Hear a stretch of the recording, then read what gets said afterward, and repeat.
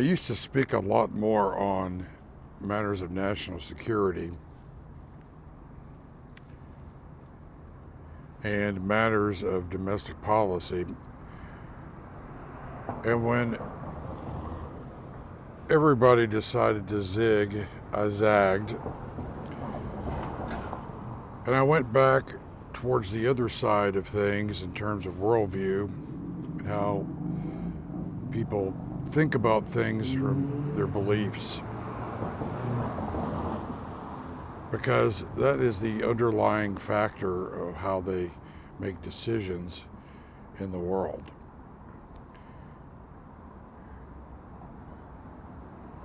And it's amazing to me how so many people espouse so many different worldviews, but when it comes down to the outworking of them, how so very few actually try to live it out.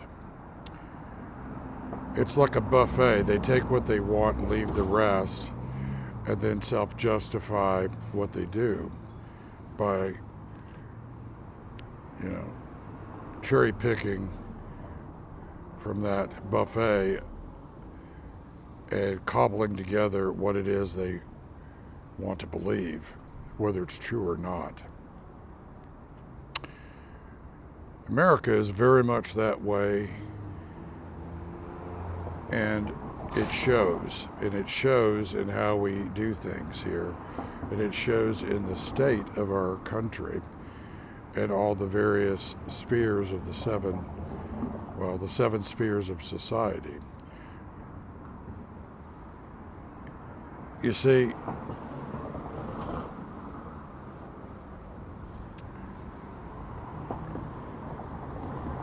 it ultimately all comes out in the wash. And most people don't realize just how wedded to the zeitgeist they really are, because they don't want to actually look at it from a point of view that's actually truly honest, because you have to start with you. And most people don't start with them. They start with everything else. And that's precisely why society is in the morass that it is. And, I've been seriously contemplating just dumping all social media because I simply can't stand it.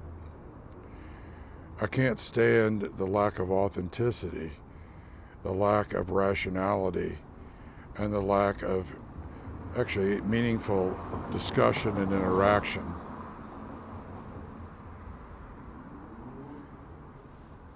You see, when you see what has occurred and what is occurring, your threshold for this mess changes.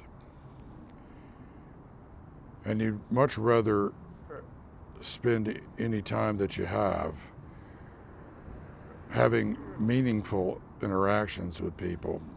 And that's very difficult these days because a lot of people are still afraid to have meaningful interactions. They're afraid to talk to one another. Now, I drove back here to Virginia from Missouri just a couple of days ago. And what's interesting to me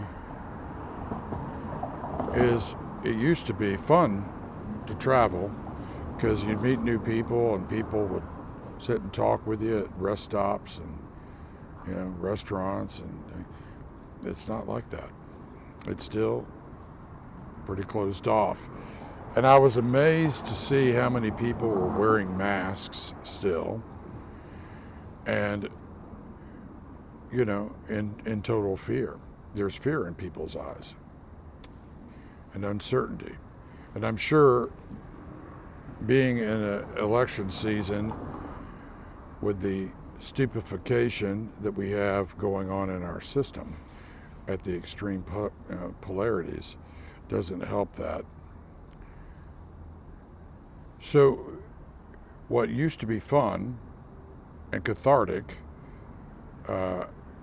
is not so cathartic nor fun anymore, because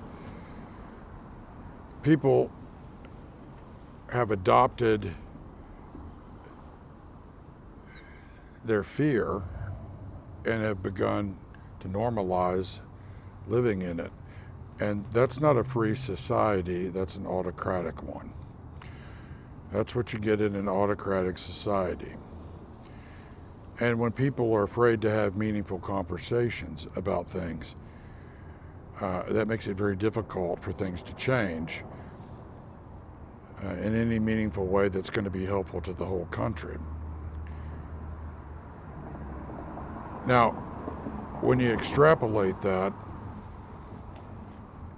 and you look at people who are afraid to actually say what they think about things in many ways, in any kind of public setting, we've lost the public commons. And when you have that, what occurs is an increase in stress levels and passive-aggressive behaviors that manifest in all manner of ways and cascade effects. Whether it's how people drive on the roads, or whether it's how they act in stores, or whether it's how they deal with one another in any social setting. You see, the answer is not to be found in your politics as much as your humanity and civility and dealing with your fear and your confusion. And until you do, what happens is everybody projects that on everybody else. And that has definitive impacts on everybody else, even if those that are being projected upon aren't in fear and confusion. It's still, they have to cognitively fight that fight. And it degrades society, it degrades the things in society, and it creates a paralysis. And when everybody's looking for a fence, well, they'll surely be fenced in and surely find offenses anywhere they look, even if it's not there. And we have a society that has devolved into a shallow reality, and it's forced conformity to something that everybody knows is not healthy, and it's a lie. So that kind of impacts may be best summed up as it creates a freezing, right, a coldness in society, and that doesn't help anyone either. It just makes it worse. Now, that creates conditions for a big thaw, but what happens in a big thaw is usually big problems. And when it goes on for a period of time like we've been in here in this country and around the world, what occurs is all that energy is pent up. It's kind of like what happens when you have solar flares, one after another. And all that energy into the biosphere, right? If it's not released in a rebound effect from the core of the earth through earthquakes, volcanoes, changes in electromagnetics of the planet, it builds and builds and builds. And instead of having a series of smaller events, you have bigger and bigger events. And those become catastrophic. And because fear and confusion work together in people, and it makes them proxies and slaves to it, they want more and more control, and they create even worse conditions so that when those times come, you're simply not prepared to deal with it. You're not prepared to handle it, and you don't have the right people in the right places at the right time to help you weather it. It also makes it difficult because the people that are warning you and people that are trying to tell you we need to do X, Y, and Z now so that we don't wind up in a certain set of event cascades that are going to be worse because we're unprepared. Um, what it does is it locks a lot of those people up. It degrades their ability to have an impact.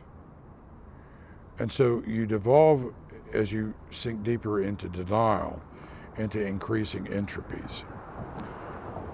And those entropies, those stressors, then create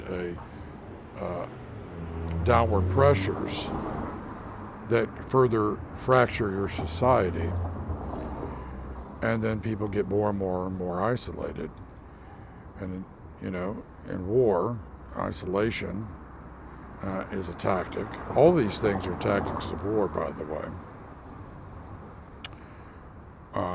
in various forms.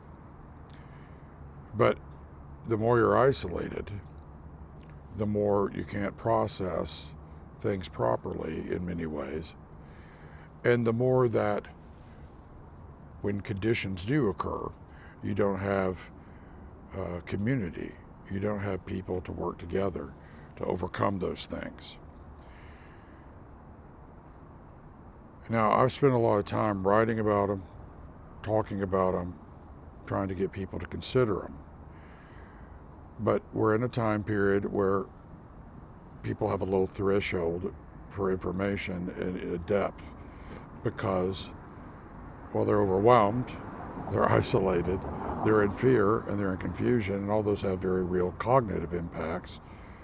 And those cognitive impacts are also psychological and physiologically induced. And it creates feedback loops. And that plays out in the macros, in a nation state, in communities. And you have what you have that we're dealing with. You see, we're at a point, we're at an inflection point. We're at a place where many things are occurring all at once, and they're all converging to a point of singularity for potential, catastrophic impacts to occur. The fragility increases in those kinds of conditions. And unless we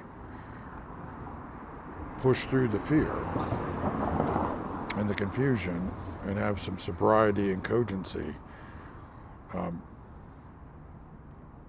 well, all the things I've just said will only amplify. And you can see that playing out even in the natural order of things, right? In the disasters that are occurring.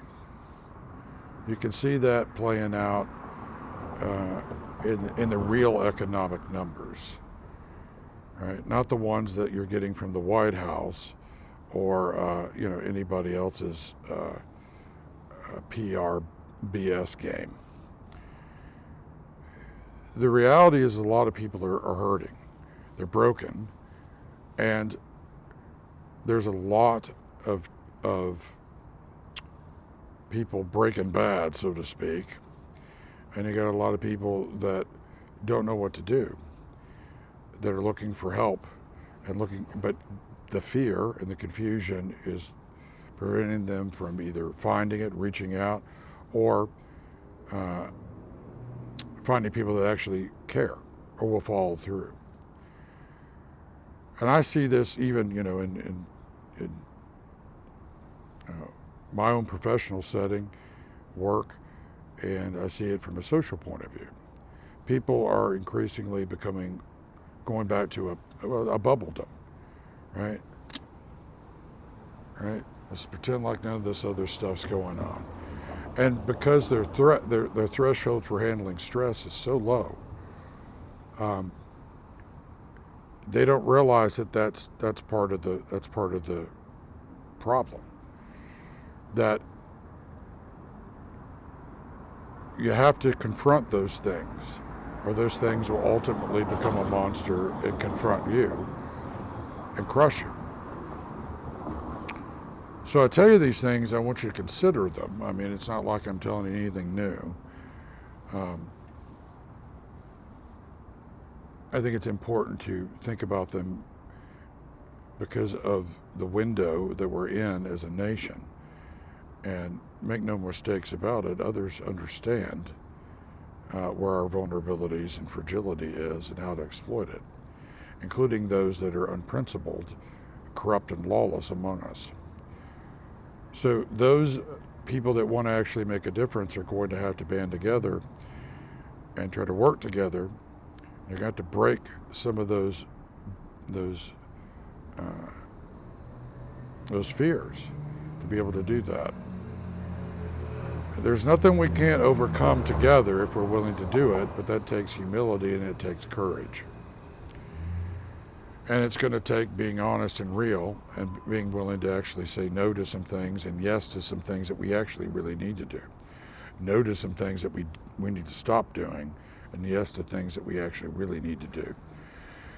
And right now we're majoring on a lot of minors, and we're not majoring on the major things we need to be focused on. And increasingly, that's creating a exponentially bigger problem, right? Because as it is for people, so too it is for nations.